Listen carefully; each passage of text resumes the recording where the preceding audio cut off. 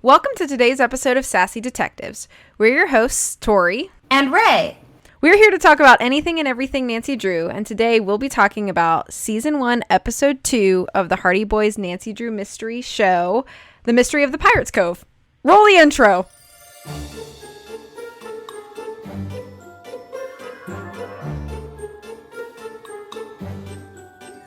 Okay, so we decided that we needed a little bit more time before our Mystery of the Seven Keys, that's my fault, episode. So we had this one kind of in reserve, so we figured we would talk about this, but fun facts, this episode first premiered in 1977. Ooh. Which is a long time ago. That's hang on, I gotta do the math. 37 years ago. Wow. No, actually 47? Hold. Hang on. Now I feel like a silly goose. Wait. 47 years ago. Dang. See, I can't do math to save my life, which is why every math puzzle in the games, I'm like, you know what? I hate this. I'm giving up. That's fair. Except I don't. I just hate math. So. But props to you for doing that mostly with your own head. So yeah. Thank you. I was 10 years off. My decades were messed. I still think it's 2014, I guess. Oh, me too. Like, people will be like, oh yeah, the 90s were like 30 years ago. I'm like, no, you're wrong. But no, in fact, that's not correct. That is correct, actually. Isn't that depressing? Okay, so, this episode was, quite something. The first thing I want to talk about is that the Hardy Boys are not in this episode. So, yeah. I'm sorry to all of the Hardy stans, but they're not in this episode. Yeah, that's the thing with the Nancy Drew Hardy Boys, TV show, is that a lot of the episodes are either Nancy Drew or the Hardy Boys, but most of them are just the Hardy Boys. And then we get a few crossover episodes. Yeah, but the one we did before was a crossover, and that one was fun. But yeah, we love the crossover episodes with this show. They're very fun. But in this episode, so obviously it features Nancy, and then Carson is present, and George is present, and What did you think of George's depiction in this episode? She wasn't very George. She felt very Bess, didn't she? Yeah, because she was all like, she's like a little bit flirty, a little bit like, oh, I don't want to do that. That sounds dangerous. Yeah, she was like really like timid and kind of like, oh, Nancy, like I don't know if we should do this, and like I feel like George is always the one that's like, yeah, okay, I'll do something reckless and dangerous because I can and because I'm cool like that. And so it's weird to have a depiction of George that's kind of, I don't know, I don't want to call her whiny, but she kind of was whiny. But not as whiny as Ned. Ned's depiction. You guys, if you guys have been listening to our show for a while, then you know that we are both big Ned supporters. And we love Ned. This depiction of Ned? No. Boring! He's boring. As you said in our text messages, you said that he has the personality of a wet sock. Yeah. And that is so accurate, because he's just like, well, I don't think there's any mystery here. Ned, shut up! And then, like, there's a part, like, in the episode where Ned and Nancy, I'm skipping way ahead, but Ned and Nancy are, like, in the tunnels, the, like, spooky cliff seaside tunnels, and the tide comes in, so they start flooding, and then he's a literal wet sock. Like, I don't know. It was just like, no, Ned supports Nancy's crazy things that she does. He's like, I don't think this is a good idea, but, slay girl boss. I don't know. He's also, in this episode, Ned is kind of like, Carson, Nancy's doing this again. And he's just like such a tattletale, and I just don't like it. Narc. Like, like, let Nancy do crazy things. Thank you very much. That's what she does.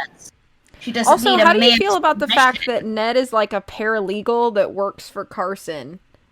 I don't know if I like it that much. Isn't that weird? Like, it is weird. I think the Ned that I like the good version of Ned, I think Ned could do anything his little heart desires, and if he wanted to be a paralegal, that's fine. But this Ned is just like uppity and stiff, and I don't know. I'm just not a fan of this Ned at all. Yeah, no, he's boring and stuff, and he has the worst glasses too. So. Oh yeah, but I mean they were very 70s, so I'm not going to take too many points off for the 70s, glasses. Yeah. But yeah, overall, so basically, Nancy slayed, but the others, I don't think did. I don't think they slayed. Pamela Sue Martin is great as Nancy. I really do like her as Nancy. I think we kind of talked about she's that. Great. Yeah, the last time we did an episode from this show. But she really is quite charming as Nancy, and I like her. So, the basic plot of this episode is that Nancy goes to investigate this abandoned lighthouse at Pirates Cove. And, there's there a party somewhere nearby first? And then there's a party that goes on, and then they're, like, on a boat, a little, like, speedboat thingy, and then they see there's lights on in the lighthouse. But before that, they're talking about, like, dead fish in the ocean and stuff. Like, yeah, like the fish are just all floating there dead. Yeah, there's flying fish, and they're all dead now. And then, who was it? Was it Ned who just grabs one of the dead fish out of the water with his bare hands? Yeah, I think it's Ned. Yeah, and I'm just like, why would you do that? Why would you grab a dead fish with your bare hands? Like, yeah. You just grab it you just grab it out of the water. Like, what are you doing? Like, that's a dead fish, dude. Like, I wouldn't go near a dead fish ever. Like, then he's just grabbing it with his bare hands, just. I mean, I have touched fish with my bare hands, but I wouldn't say it's something that I would willingly do for fun. Yeah, well, usually when you touch a dead fish, it's because you're fishing, and that or fish is like freshly dead. Yeah, but this fish had been dead for quite a while. Yeah, and he just grabs it. Do you think they were stinky?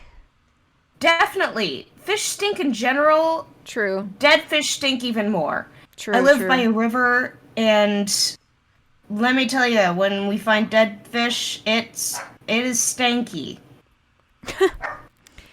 So, I'll be honest. I don't remember this episode probably very clearly, but I do remember. I do remember that Nancy Drew goes to check out this lighthouse, right? And there's like a suggestion that it could be something supernatural. But then they meet this guy, and his name is Professor Wall, I think. And he's a ghost hunter who has just bought the lighthouse. Yeah. And he invites Nancy and George to spend the night with him at the lighthouse. Does that not seem weird? That seems like... Yeah, that sounds like... Personally, as a fellow woman, I would not go to spend the night in a strange lighthouse with a strange man. Personally, I don't find it that, tempting of an experience, you know? Yeah, I also think it's weird. There's just something weird about the dynamic that they gave Professor Wall, because I do remember that when he's talking to Nancy and George at one point, I think it's like right before they head to the lighthouse or something. Yeah. And George literally calls him an Adonis. And I'm like, girl, you are like 18. Yeah. And this is like a 40-year-old man. Yeah. And I was like, huh? I don't know about What's gonna happen here? Yeah, I'm like, but ugh. I do have to give props to Nancy, because she's basically like, oh, he's just being charming probably because he has like secrets that he's trying to hide, which is true. And I have to give it to Nancy for basically like right off the gate, like sort of acknowledging that. Yeah. So, But yeah, but still Nancy, like, at least, like, I don't know, it was a little weird with some of the stuff that was going on this episode. yeah. Did you think there was enough piratey things in there? Because I definitely did not think there was enough pirate stuff. Absolutely not. If you're gonna go pirate, go all the way pirate. However, I did think while watching this episode, with like the idea of the lighthouse being potentially haunted, and then finding the kind of caves that like suggested that potential smuggling happened, or even things like Shanghaiing happened through these caves, and like the really cool like coast setting, I do think that if they wanted to turn like an episode of the show into a game, this would be a good contender. Yeah, a haunted lighthouse? Are you kidding me? That would be so much fun. But do we think it would have too much Deception Island vibes? Yeah. Well, they could put it on the complete opposite coast. True. And I think if you leaned real hard into the pirate stuff, I think that would be really fun. You could put it in, you could almost put it in like the Florida Keys. Oh, yeah. And then it would... Or South Carolina. Oh, or South Carolina. I've always wanted a game in my home state. The closest I have is Ghost of Thornton Hall, but yeah, you have pirate history there too. Yeah, there is some pirate history down in Savannah. I mean, there's pirate history kind of all up and down the East Coast, but yeah. I mean, Blackbeard did take a bunch of people sieged in my hometown, so. And isn't his ship, Queen Anne's Revenge, like historical property of South Carolina? I actually don't remember, but I do know that there used to be a restaurant in town that was pirate themed and called the Queen Anne's Revenge, and it was really good, but it shut down, and I'm very sad about it. Ooh. Oh yeah. Okay, let's look. So anyway, back to the episode. Sorry, I derailed us. I think that it's like this episode tends to like use a lot of like rain and thunderstorms. Like I think I remember 3 like thunderstorm scenes. And I think it's just to add to like the spookiness or whatever.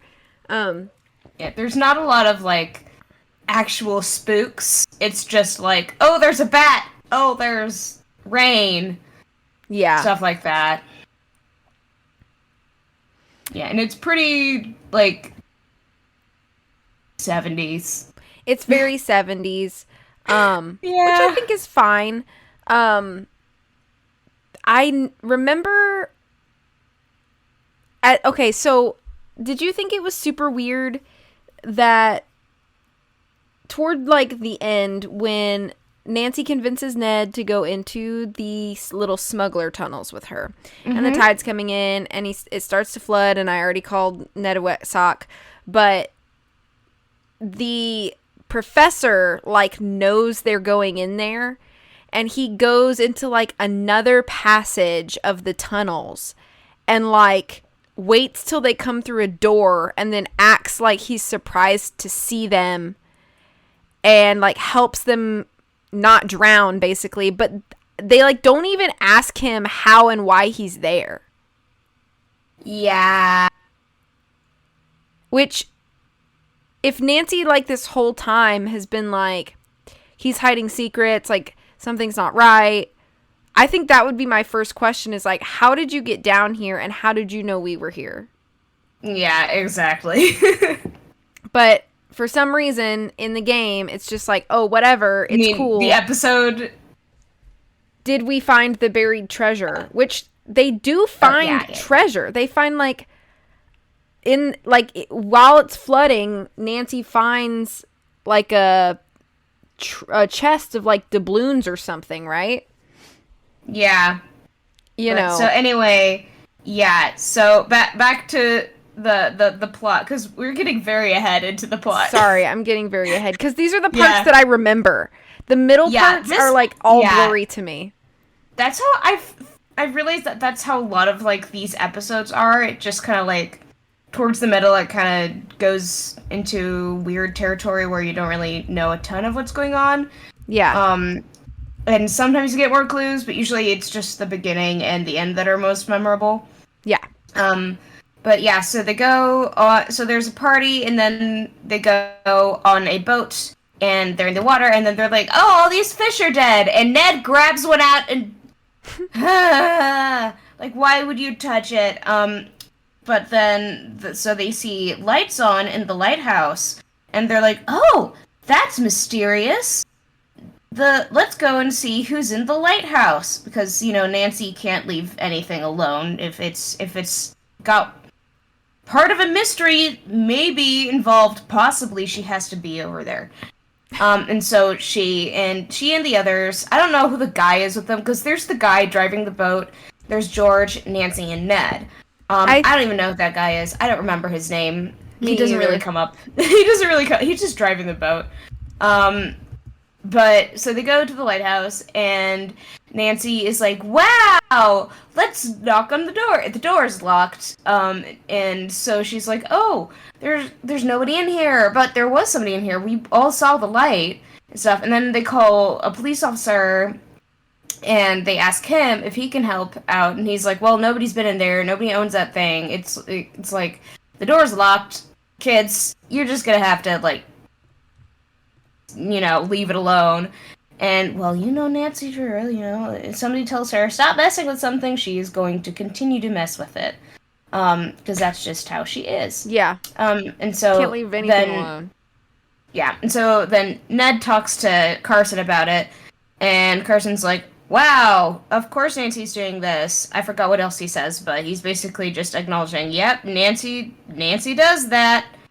But he also asks him about the lighthouse.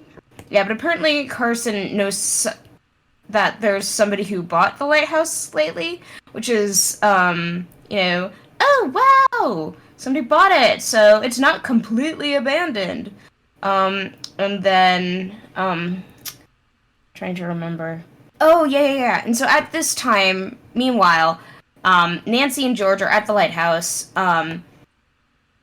Nancy goes off to explore, and she leaves George out there with a little saw to try to saw open the lock. And I'm like... Oh, yeah. Like, why are you just sawing it off? Like, that's not gonna work very well. I felt really bad. Yeah, because she just abandons George. But then, you know, she does saw off the lock, which is like, damn, girl, you got good arms and stuff. Like, good for you, I guess. But then Nancy comes back just in time, and so they go inside. It's super, like, ratty and cobwebby and dusty and stuff. Like, you can tell that, like, nobody's been here for quite a while. It's kind of gross. And so they go inside, and then Nancy continues to investigate, and George goes outside, and she's like, okay, I'm gonna run out, because I don't really like it in here. I'm just gonna look at stuff. Because there's also bats, and George hates bats, and so she just leaves. We know that this show does not use the highest quality of bats. So the rubber flap bats are something. But they are not scary. Yeah. No, they're not scary at all. They're just funny to look at. But anyway, so then George goes out on a walk, and she's looking over the cliff at the water, and she's like, And then there's suspicious music, and then you see this figure of a man walking towards her, and it's like super suspicious, and you hear all this like danger music, and then she turns around, she starts to fall off the cliff, and he just like grabs her, and he's like, "Oh, hello! I was noticing you were gonna fall off, and so I came over to help you." And Thank you, that scary whole man. scene, yeah, and that whole scene was like very suspicious to me. Yes, it is very suspicious. Yeah, because it's like, oh, okay, like, was he gonna push her off or like something? Because like as soon as you see something like that can't just be like, oh, I was coming over to help you. No, you could have like called out or something. Like, yeah, I don't know. But then Nancy's in the lighthouse again, and she sees like footprints, and she's like, oh, so I was not the first one here. And then so George and the dude come back over. Ned comes over, and he's like, hey, yeah, this is the guy who bought the lighthouse. And Nancy's like, oh, cool, somebody's been in there. And he's like, oh, nonsense, but maybe that is the case, because I am a ghost hunter. And so he's like, yeah, let's go inside. Yeah, oh, don't be silly, there's nobody up here, and there's no footprints. Yeah, somehow all the footprints were gone.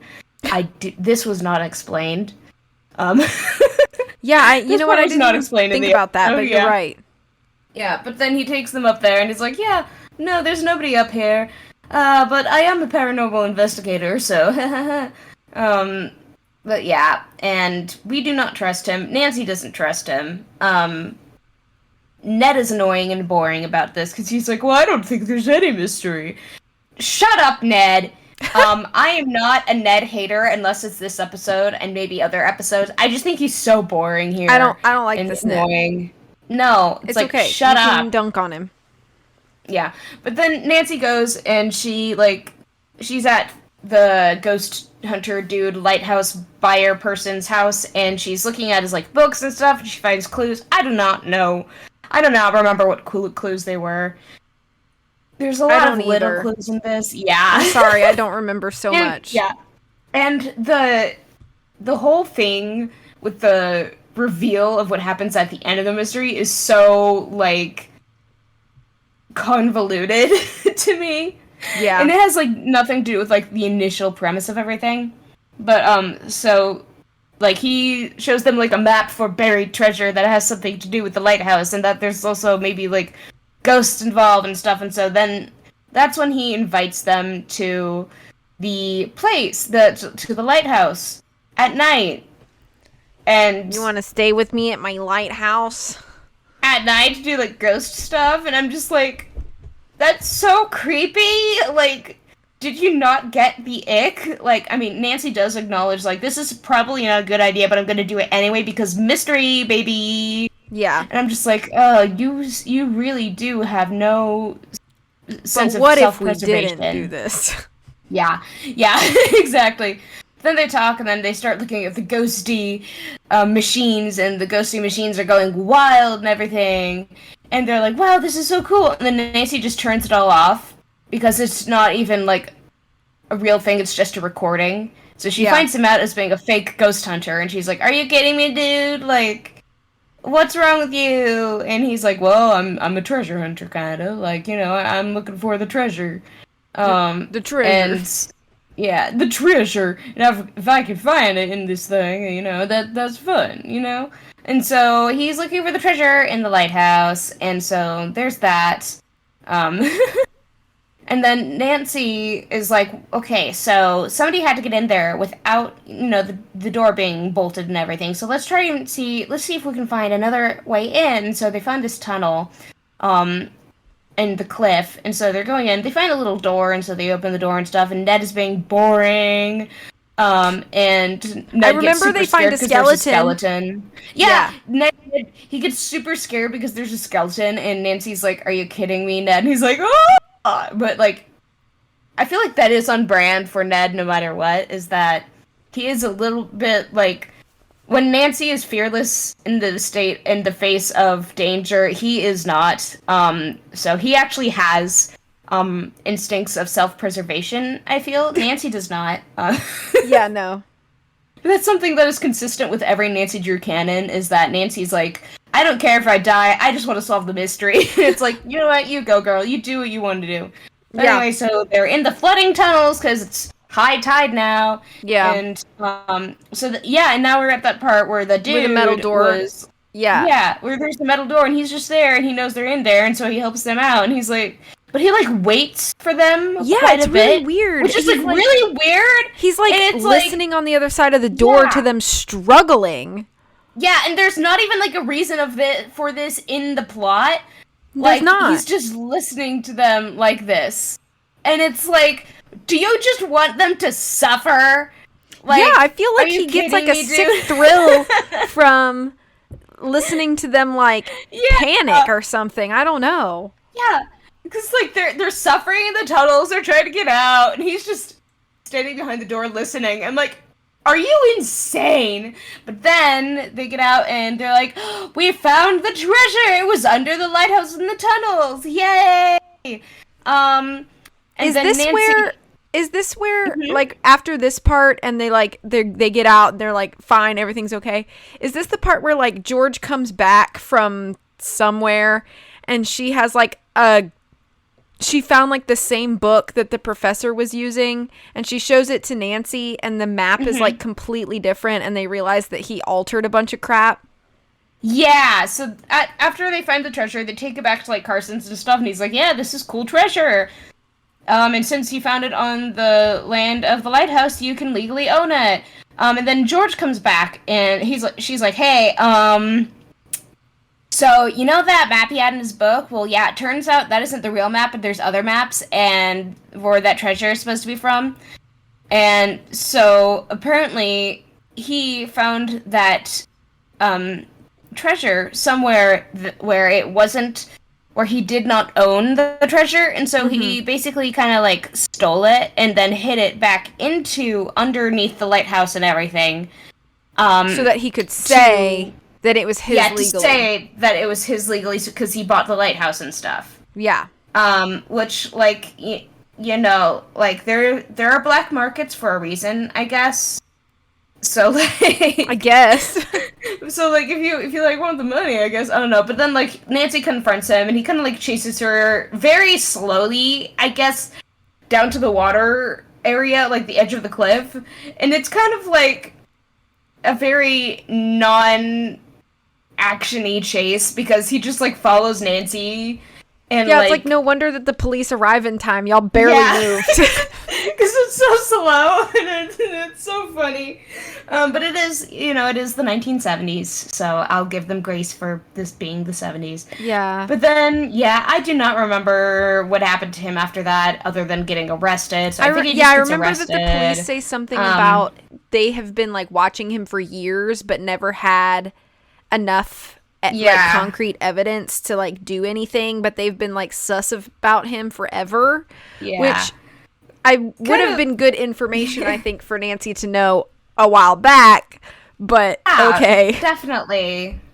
Yeah, but anyway, after that, they basically go home and I forgot what they do. I really forget. All I know is that they go home and the end is a freeze frame of Nancy kissing Ned's cheek, which she doesn't deserve after being such a wet sock. True. I remember Nancy like reads like an article in the newspaper about the professor and like how he got the money and like how he hid it. Like it was just like how he did all the things.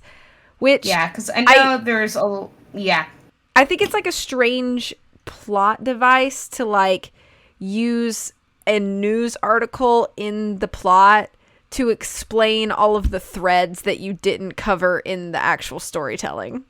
Yeah. Isn't that weird? That's, like I do have some issues with the TV show because it's like a lot of the mysteries, like, they're just not well put together. Yeah. You know? And like a lot of the clues are just things that were not revealed to us, which is something I do have a problem with. I have to say though that like something about this show though is kind of weirdly comforting to me. Like I can like put it on and I feel like I don't have to think super hard about it. And sometimes fun. I don't really want to think that hard, so I appreciate that. Yeah. So yeah, this is one of those mystery shows that I never try to actually solve because like they don't let you solve them, I guess. But it's Yeah, still that's comforting true. and fun and stuff. It's really cute. But yeah, so that's basically that. As far as like characters go, Nancy was a slay because she's always a slay. Pamela Sue Martin just does such a good job as Nancy. Oh yeah. Um, She's because like she classic. gets, yeah, she's the classic Nancy Drew.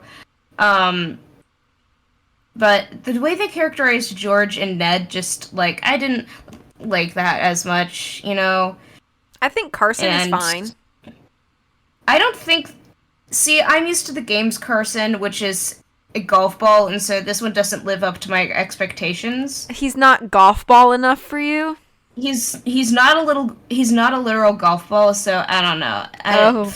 You know, not my type, you know. Okay. All right. Fair. I'll let you have that But opinion. yeah. Yeah, and also the fact that there's like literally one suspect, and that's also like a pet peeve of mine with certain things. Cough, Ransom of the Seven Ships, cough, cough. Um, I think you have a cough. maybe. You need some water. But yeah, that one is like, it's like, Bestie, we have one suspect. I wonder who's gonna be the bad guy. So yeah, there's that. But yeah, it was the episode as a whole. It's definitely Yeah, not as I guess. involved as the other episode that we covered, but also the last episode we Yeah. covered was a two-parter. Yeah, so there was a lot more in that, and half Yeah. of that one was also singing though. So Come on, everybody, get down or get with it. good. I still Let's rock can't and roll. believe. I still can't believe that both you and I, on separate occasions, went places in public where we heard that song. I was Like- at a diner for like breakfast. And I went into the bathroom and I heard Sean Cassidy singing, "Come on, everybody, get down and get with it." And I was like, I don't- "What?" Yeah, and I don't remember which store. I think I was shopping at Goodwill, and I was getting a new outfit for like spring or something. I don't remember, but I was shopping at Goodwill, and I was in the dressing room, and then I heard, "Come on, everybody, get down and get with it," and I was like, "No way!" And then I filmed it and sent it to you on Instagram because I was like, "Girl, I feel what like- are the odds?" I feel like if we ever get to have an in-person meetup, which obviously will happen sometime, probably, Sometime, yeah. we should do a cover of that song. Oh my god! That'd be so wild. That would be funny. That'd be, oh my gosh. I can't. Ah! Okay. Like, how. Do we have the right microphone set up for that? Maybe, I don't know. Maybe, I need to don't start know. learning it on my guitar. Yeah. I'll see if I can dust off my piano and play some stuff there, even though it's been like 5 years since I've actually played piano well. Yeah. So it would be a very bad cover, but it would be fun. It would be fun. Compared to the last episode, this episode that we're covering today does not have great music. I actually don't remember any significant Yeah. moments in the score at all. Yeah, I think the score is just like your typical TV show. Da-da-da-da! You know, that whole thing. Yeah.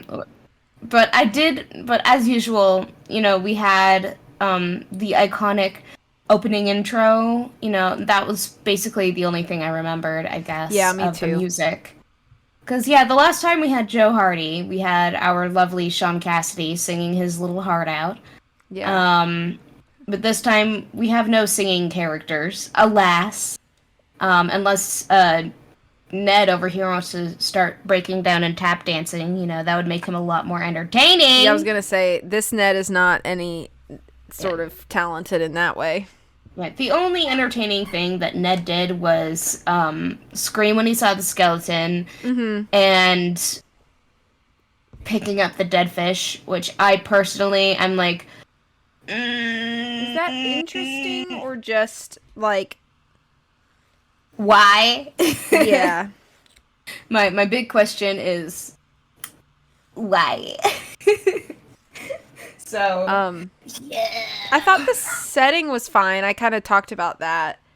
Oh yeah, I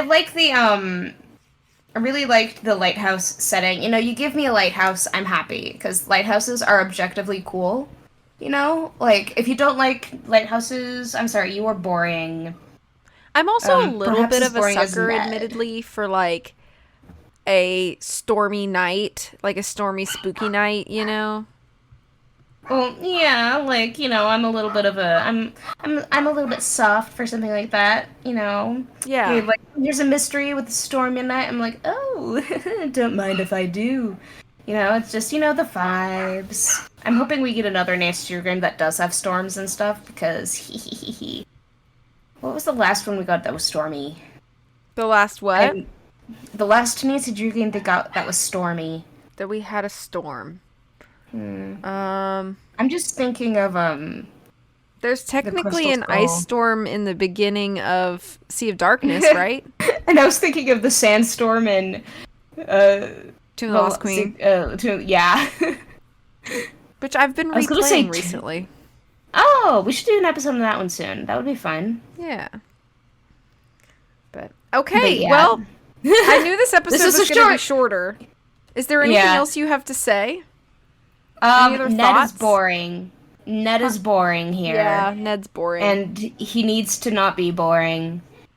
But at least Nancy is consistently in character. True, Yeah, 'cause true. That's one thing I have appreciated about the games, the '70s TV show, and the new TV show that came out in like I think it was 2021 or something. Uh-huh. I don't know, or was it 2020? I don't know, or is it 2019? I'm confused, but even though I have CW a show? lot, yeah, the CW show. Even though I have a lot of criticisms about that show, I did love how Nancy was portrayed because she was still extremely tactless and also like I don't care if there's danger, you can't stop me, and stuff like that. And so she played Nancy very well, and so I like how there's like this consistent canon of Nancy doing all that, even in like the TV shows and stuff. Mm-hmm. Oh, and Pamela Sue Martin was in the first episode of that, I think. I heard She had that, a cameo yeah. appearance. Yeah. So yeah, it was nice to see her like passing the torch. But yeah, in all the different things, I haven't seen the new Nancy Drew movie, the Hidden Staircase one. I have. But I didn't like from like the trailers how they portrayed Nancy as much in those ones because it didn't feel Nancy. You know what I mean? will admit that the trailers are a little bit deceiving. When I watched the movie, the first few minutes, I was like, oh no, I don't know if I'm going to like this. But then it kind of turns out that like it's not how it's kind of at first portrayed. And I ended up really liking the depiction of Nancy toward the end. Like once you okay. actually got into the mystery part, I was like, okay, this feels very Nancy now. Okay, sweet. We're gonna have to watch that for the podcast. Yeah. But yeah, I love how Nancy is like, oh, there's high tide. I don't care if it's gonna be high tide. There's a tunnel. I'm gonna explore it. Which is a Nancy, that pretty might not Nancy be a thing great to idea. do. Yeah. She's like, I don't care if I could possibly die. There's a mystery. It's like, you know what? You do you. This is all your choice, Nancy. You know, if you want to be in grave danger because there's a mystery, and you can be in grave danger because there's a mystery. That is all on you, girly. Yeah. I don't So think it's basically. I don't think we could count anymore how many times Nancy has been like, danger? I'm gonna do it anyway. Basically, how most of the choices she makes, and I'm not going to count those because we would probably be here for another hour. Yeah. That'd be a really boring episode. It could be But fun to have an yeah. episode that's like based around second chances from the games, though. I just had that idea. Ooh. Oh, and we could like rank them. Yeah. Ooh. Future I think- idea. Yes, I think one of the best ones is definitely going to be the carnivorous plant, but that is besides the point because that is not what this episode is about. All right. Yeah, I have my But- favorite too. Yeah. It's from Royal Tower, but But anyway, so I guess that's all this that's episode the episode. is. It's a little one. This to is give a us a mini little extra episode. time for me to finish Mystery of the Seven Keys because I'm a slow video game player and I'm sorry. Yeah. But let's just do a little like first impressions thing. So, what are your first impressions of it thus far? Of Mystery of the Seven Keys? Yeah. So I think it is definitely a step in the right direction from Midnight in Salem. Oh, for sure. I do miss some of the like charm of things from the like previous games. Like for example, some things feel less intuitive or more vague than like they could be. Like one thing I really liked is like previously in like a Nancy Drew game, you would like walk up to something, you have no idea what you're looking at, but Nancy would say something like, I wonder what would happen if I tried to bounce this light from here to there, or like something like that. Like she'd give you like a leading sentence, and there's not a lot of that in Mystery of the Seven Keys. So I'll like be looking at something and I'm like, I just don't know what I'm looking at. And like, I wish if I knew what I was looking at, then maybe I could feel like I could get rolling. So I feel like it takes me a while to like build momentum for things. But once I have that, then I'm like good. It's just, I feel like sometimes like it feels awkward getting started on tasks. Yeah. I have already finished it, and I really enjoyed it. Like, I don't think it comes. I think it's like in the middle of the range for me, maybe above some of the other games. But like, mid was like at the bottom. So like, I am happy as long as they're making a step forward. You know, as long as they're taking a step in the right direction, then I'm happy about that. Because they've fixed a lot of the stuff that was wrong in Midnight in Salem. They, they've added a lot of stuff that we've been asking for, like puzzles, after like the grand total of like 2 puzzles in Midnight in Salem. Yeah. And I wouldn't even call maybe some of those puzzles. They only had like 1 fun mini game. But I really am enjoying so like puzzles. the characters and settings Yeah. a lot more. That feels more like Nancy to me again. And really at the end of this, I'm playing these games for the characters and story. And while I do think the puzzles are fine, a lot of my critiques and like desire for better really comes down to mechanics, and I feel like I'm still okay with it being a little clumsy because the Unity engine still is pretty new to the series. Yeah. And so I can forgive them some of the like awkward navigation and things like that. But I can tell that like a lot more, it feels like this game was created, and again, I'm not finished with it, but so far it just feels like this game was created with we've listened to the fans and we're going to do our best to incorporate things that we know the fans want and like know who our fan base is and like create appropriately based on that. It feels like that was attempted. So I have to commend the attempt, even if it's not 100% landing for me mechanically. Yeah, I'm very glad that they listened to the fans for a lot of this. And is it perfect? No, it's not perfect, but none of the games are perfect, and some of the people are being like, oh, it's a bad game because I got stuck somewhere. I'm like, bestie, do you know how many times we got stuck in the other games? Yeah. Do you know how many, like, little bugs that we have accidentally activated in the other games? So many. That does not make this one a bad game. The other ones have that problem, too. Yeah, me phasing through the wall, though, that one time was very weird, and I was like, I don't think this is supposed to be like this. Oh, yeah. There are some moments where I'm like, ooh, that could have been done a lot better. but ultimately, it's a step in the right direction, and so I'm very happy about that. And honestly, even if I do have my criticisms, I think it's a good game. And, you know, maybe it's not, like, up to Curse of Blackmore Manor or Shadow at the Water's Edge for me, but it's definitely above certain games. Yeah, I agree. I don't think that this one's going to be at the bottom for me. I think it'll probably in the be mid-range, like the higher side of low. I don't know. I'm going to finish the game and then make a determination, but yeah. there's some fun puzzles to look forward to. So I'm currently. So, I don't want to spoil for anybody. ah, I guess spoilers ahead, but I'm currently at the part where I have gotten the 3 riddles like translated, and so now I'm trying to solve the puzzles based on the riddles, and I solved one. I solved the night one. Okay, and I stopped last night on candles. After I finished the game, I was talking to a friend of mine on Instagram, and she also had finished the game, and we both were talking about how neither of us actually solved the night puzzle. We just fiddled around with it for like 10 minutes straight, not knowing what to do. Yeah, I knew what I was trying to do when I went into it, which I'm grateful for, but I was kind of like trying to understand like how I was maneuvering it, but it was fine. It didn't take me very long. But yeah, it's I like the game, and we will have so much to talk about with our next episode. Yeah, I think I'm kind of glad this episode was a little shorter because I think our next episode is going to be very long. Oh, it's gonna be a doozy. A doozy. It is gonna be a doozy. It is gonna be packed full of stuff, and I will probably be giggling a lot during it because tee-hee, new Nancy Drew game. I'm happy. Yes. Yeah. I know there are a lot of people who are like, oh, I don't like the game.